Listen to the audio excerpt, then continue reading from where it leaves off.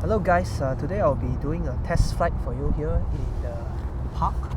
So one thing I noticed, what makes the propeller kind of quiet, I think is because of the design. It's a bit curving up, so it kind of makes the drone less noisier. Just my observation. You can see, let's turn on the drone by long pressing it. App started. Let's shoot in 4K 30 frames, and maybe we'll do a pro mode.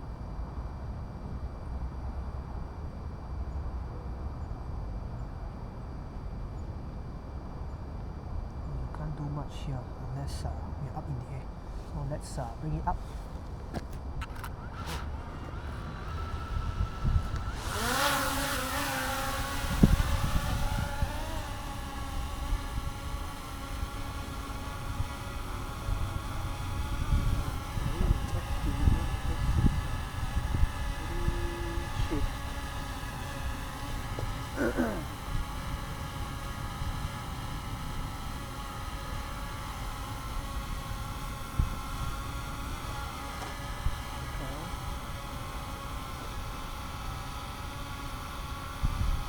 Maybe we'll just do a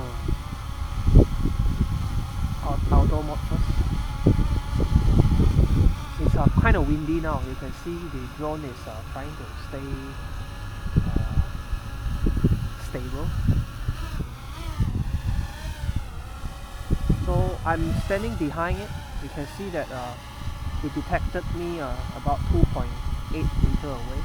So it couldn't back off like very quickly, but it can move forward pretty easily.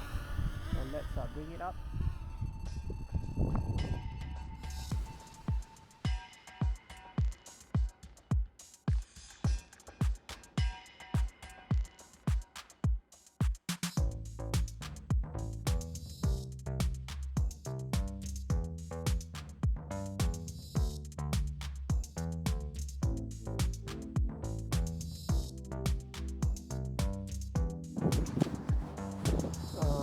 So let's do a simple tracking over this small island here. So let me stop recording for a bit, and I'll do the quick shot. Let's do a orbit. On orbit mode, I think I can select a target, tap or tap to drag, select a target. So I selected this target, and let's move around the direction of it. One thing with this is that you can't change the video setting, so not sure if by selecting Pro mode you will do the adjustment, but let's try these features out. So on orbiting mode, it will keep on turning until you stop recording. So this is one thing with Autel, unlike DJI, they kind of it has like a time frame. After finishing the orbiting, it will return back to you.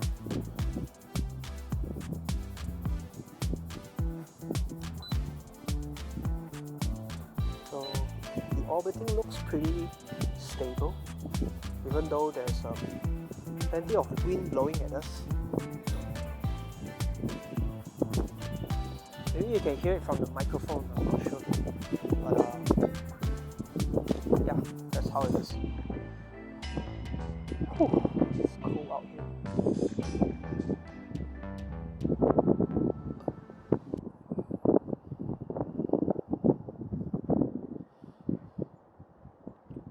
So when you're doing the quick shot orbiting, you couldn't change the gimbal position. It is locked.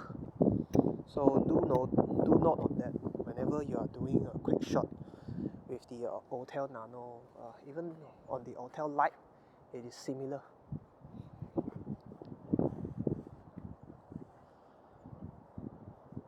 So pretty smooth. You can do plenty of. You can see that it's not choppy, even though unlike I think DJI, it will kind of track the subject sometime on and off. I think Autel does a pretty good job on the tracking.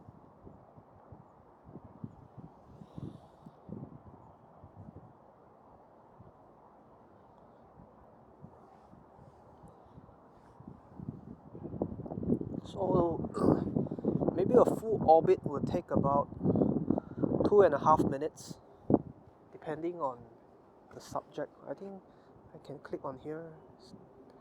They didn't say what else setting you can do with this. And also notice on the lower right corner, this is the internal memory card. They do a calculation for you on how long more you can record your video.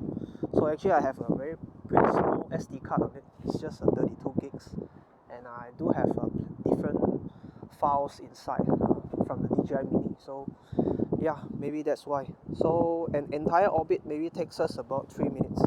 So now it is right above me. So maybe we'll do this function flick. This is pretty famous feature, which you can see if there's a subject. Maybe we'll select a different subject. Maybe this small bridge here looks cool. So let's do this feature here.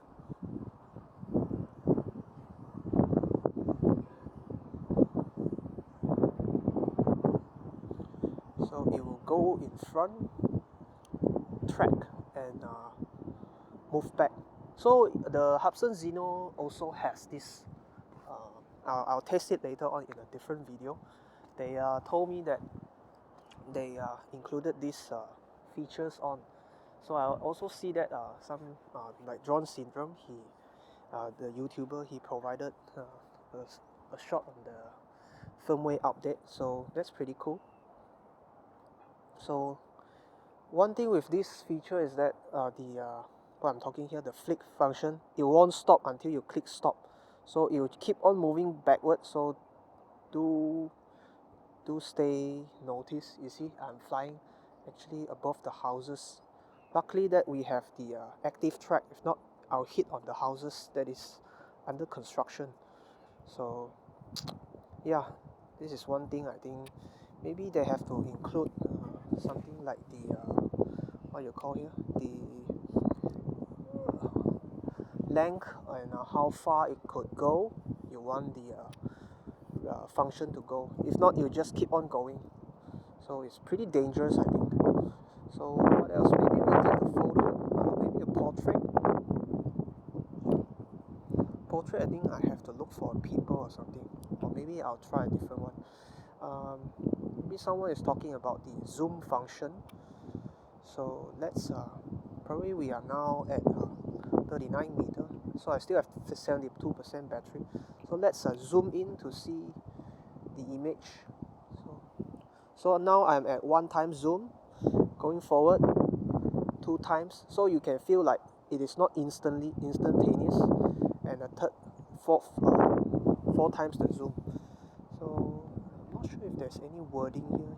If we can see, we can find a wording, but it's pretty cool. The zoom will allow you to go right in front of the subject.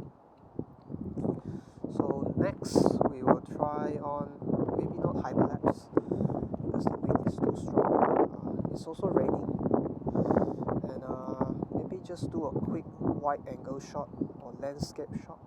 I'll just do a wide angle shot and I'll stitch it later on. So before doing that, let's do JPEG and RAW, since people are asking for it.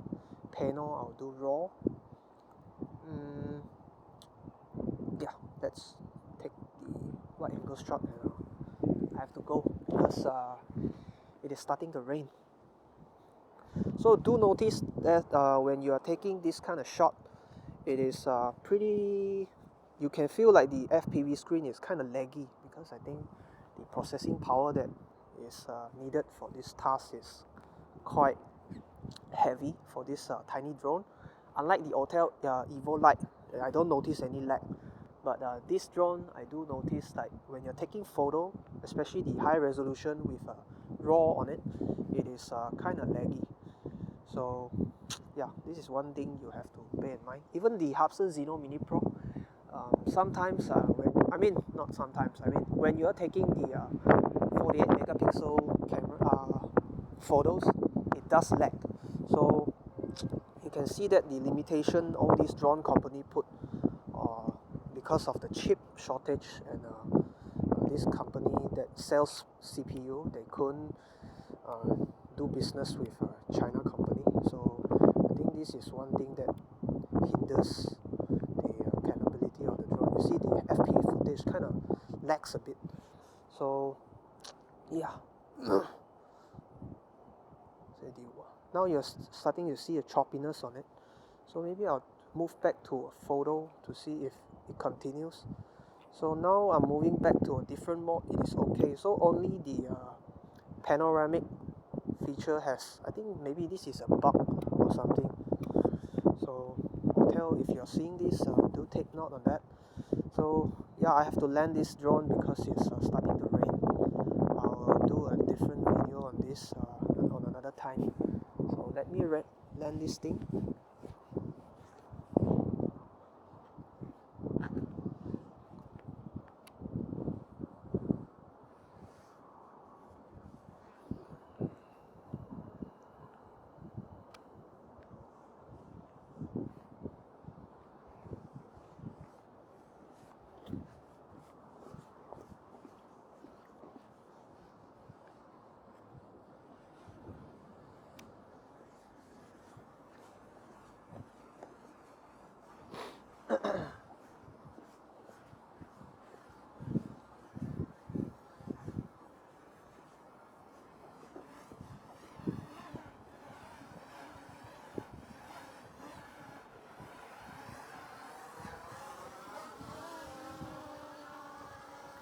So when I'm standing in front of it,